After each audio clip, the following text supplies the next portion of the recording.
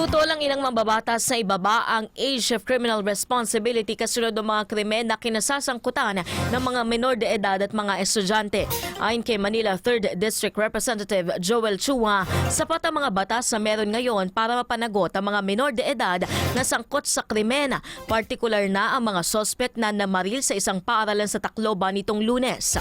Batay sa Juvenile Justice and Welfare Act, ang mga batang edad 14 pababa na gumawa ng krimen ay sa ilalim sa intervention at rehabilitation, habang ang mga edad 15 pataas ay maaaring sampahan ng kaso kung gumawa ng krimen ng may discernment.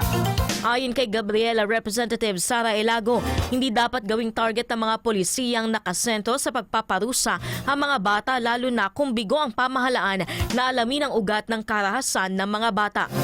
Para naman kay Kabataan Representative Rene Co, mahalagang makamit ang pamahalaan ng standard sa pagbibigay ng rehabilitation sa mga batang sangkot sa mga krimen.